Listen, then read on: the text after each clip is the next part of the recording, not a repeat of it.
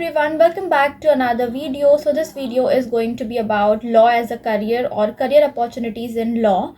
So अगर आपने अभी तक मेरे YouTube चैनल को सब्सक्राइब नहीं किया है, so do subscribe to my YouTube channel because this channel is going to be your one-stop solution for your MH Law CET preparation.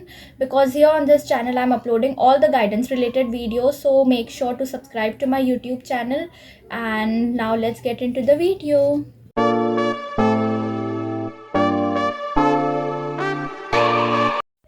सो अगर हम लॉ एज अ करियर की बात करें कि आप एक लॉ ग्रेजुएट हो या अभी लॉ परसू कर रहे हो, तो आगे आपके लिए क्या क्या करियर्स हैं लॉ में, क्या क्या करियर अपॉर्चुनिटीज़ हैं, कहाँ कहाँ कौन से फील्ड्स में आप जा सकते हो. So we are going to discuss this in this video. So पहली चीज़ अगर मैं बात करूँ कि आपके पास क्या क्या करियर ऑप्शंस है आफ्टर ग्रेजुएटिंग फ्रॉम लॉ, या अगर आप एक लॉ ग्रेजुएट हो. So what options you have is your very first option is your corporate law, second option is your litigation, and your third option is your judicial examinations. So हम लोग one by one बात करते हैं इन तीनों के बारे में, and after that we will also talk about some backup plans. अगर आप एक लॉ ग्रेजुएट है and in case, just suppose, ऐसे वैसे होगा तो नहीं, बट इन केस अगर ऐसा हुआ कि आप लॉ ग्रेजुएट हो बट अभी आपको मन नहीं कर रहा है कि आगे लॉ करने का बोल रही हूँ, आगे लॉ फील्ड में करियर करने का, तो क्या आपके पास कोई ऐसे बैकअप ऑप्शंस है, अपॉर्चुनिटीज़ है कि आप अभी भी किसी और फील्ड में जा सकते हो. तो ये सब हम इस वीडियो में बात करेंगे. So let's talk one by one. So your very first opportunity is your corporate law. तो देखो कॉर्पोरेट लॉ क्या होता है. अगर आप एक लॉ ग्रेजुएट हो, अभी आपने लॉ से ग्रेजुएशन किया, सो आप कॉर्पोरेट लॉ में जा सकते हो.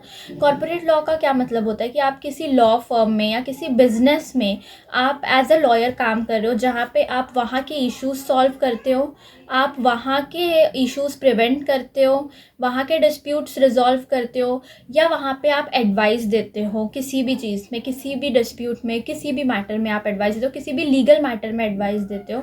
सो वहाँ पे आप एज अ लॉयर किसी भी बिजनेस में, किसी फर्म में, किसी बिजनेस में स्पेसिफिकली अगर आप एज अ लॉयर काम कर रहे हो, तो आप एक एज अ कॉर्पोरेट लॉयर काम कर रहे हो. ठीक है, तो ये हो गया आपका corporate law. The very second thing is your litigation. Litigation होता है आपका कोर्ट में आप एज अ लॉयर जो प्रैक्टिस कर रहे हो, या एज अ लॉयर आप कोर्ट में काम कर रहे हो, वो आपका लिटिगेशन होता है, जो आपका बहुत फेमस भी है. मूवीज़ में भी आपने देखा होगा बहुत ज़्यादा लॉ में, मतलब कोर्ट में जो डिस्प्यूट्स होते हैं and all. So litigation is very famous, ज़्यादा बताने की भी ज़रूरत नहीं है, बट या सो वो आपका कॉर्पोरेट होता है. बिजनेस में जो आप एज अ लॉयर काम करते हो, या किसी लॉ फर्म में या किसी भी फर्म में, वो आपका कॉर्पोरेट लॉ होता है. एंड आपका जो एज अ लॉयर आप कोर्ट में काम करते हो, लिटिगेशन उसे कहते हैं. ठीक है, तो ये आपका कॉर्पोरेट एंड आपका लिटिगेशन हो गया. तो कोर्ट में अब आप देखो, वो तो आपको धीरे धीरे करना पड़ेगा. पहले आप प्रैक्टिस करते हो, देन आप एक इस्टेब्लिश्ड लॉयर बनते हो, तो वो प्रोसेस लिटिगेशन का थोड़ा स्लो होता है, बट या that works. The very next thing is your judicial examinations. So देखो आपके पास जुडिशियल एग्जामिनेशन होते हैं इन द सेंस, अभी अगर मैं स्पेसिफिकली महाराष्ट्र की बात करूँ, तो महाराष्ट्र में होती है Maharashtra judicial services examination, and जिसे हम JMFC भी कहते हैं, सिविल जज junior division and judicial magistrate first class examination, और MPSC सिविल जज एग्जामिनेशन भी इसको कहते हैं. तो ये आपकी जो है महाराष्ट्र की जुडिशियल सर्विसेज एग्ज़ाम होती है, वो आप दे सकते हो. इसके थ्रू आप एक जज बन सकते हो कोर्ट में. ठीक है, या फिर अगर आप किसी भी और स्टेट से हो, अगर आप किसी भी स्टेट से हो, सो आई वुड से कि आप वहाँ उस स्टेट की जो जुडिशियल सर्विस एग्ज़ाम होती है वो भी आप दे सकते हो, अगर आप एक लॉ ग्रेजुएट हो. सो देखो आपके पास बहुत सारी अपॉर्चुनिटीज़ है. एक तो आप कॉर्पोरेट में जा सकते हो, आप लिटिगेशन में जा सकते हो, आप एक जज बन सकते हो जुडिशियल एग्ज़ाम्स के थ्रू. इन जुडिशियल एग्ज़ाम्स का सिलेबस भी ऐसे नहीं है कि बहुत ज़्यादा वास्ट होता है. एक इनका मिनिमम सिलेबस होता है जो आपको अच्छे तरीके से पढ़ना है, and then you can give your judicial exam. But अभी इसका कुछ क्राइटेरिया चेंज हुआ है, आपको कुछ 3 ईयर की पहले प्रैक्टिस लगती है इस एग्ज़ाम को देने के लिए, जो जुडिशियल सर्विसेज एग्ज़ाम है. एटलीस्ट महाराष्ट्र में तो यही है. I don't know about other states, but हाँ, द थिंग इज़ कि आप किसी भी जिस भी स्टेट से हो आप वहाँ की जुडिशियल एग्ज़ाम दे सकते हो अगर आप एक लॉ ग्रेजुएट हो। आप कॉर्पोरेट में जा सकते हो, आप लिटिगेशन में जा सकते हो। ये तो हो गए 3 इम्पॉर्टेंट जो फील्ड्स बोलते हैं या पाथ्स, फील्ड्स भी नहीं, पाथ्स, जिसमें आप जा सकते हो अगर आप एक लॉ ग्रेजुएट हो। So you have a lot of opportunities. Okay, next we will talk what are the backup plans for a law graduate specifically in India. सो अभी हम बात करेंगे अबाउट कि आपके पास क्या क्या बैकअप प्लान्स है। फॉर एग्जांपल अगर आप एक लॉ ग्रेजुएट हो एंड इन केस, वैसे मैंने पहले भी जैसे बोला ऐसे होता तो नहीं है, बट इन केस अगर आप एक लॉ ग्रेजुएट हो एंड अभी आपको मन नहीं कर रहा है कि आपको लॉ के फील्ड में काम करना है, सो आपके पास और कौन से ऐसे बैकअप ऑप्शंस हैं जिनमें आप जा सकते हो, जिनमें आप अभी भी अपना करियर बना सकते हो। तो आपका फर्स्ट ऑप्शन आता है यूपीएससी। देखो, लॉ एक बहुत ही वास्ट फील्ड है, एक बहुत ही इंपॉर्टेंट फील्ड है एंड यूपीएससी का मेजर सिलेबस जो है वो लॉ का सिलेबस भी है। ठीक है, जो पॉलिटी होती है आपकी, आपका इंडियन कॉन्स्टिट्यूशन होता है, ये सारे बहुत इंपॉर्टेंट पार्ट है यूपीएससी के।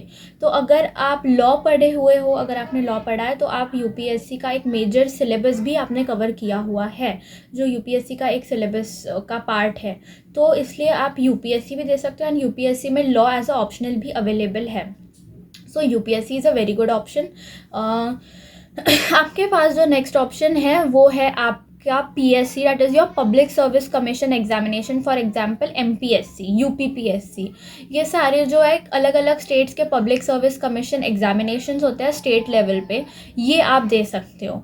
ठीक है, देन इसके बाद आपका आता है पीसीएस, जिन्हें हम प्रोविजनल सिविल सर्विस एग्जामिनेशन कहते हैं, जो यूपीएससी के थोड़े जो यूपीएससी नेशनल लेवल पे होता है, पीसीएस जो है वो स्टेट लेवल पे होता है।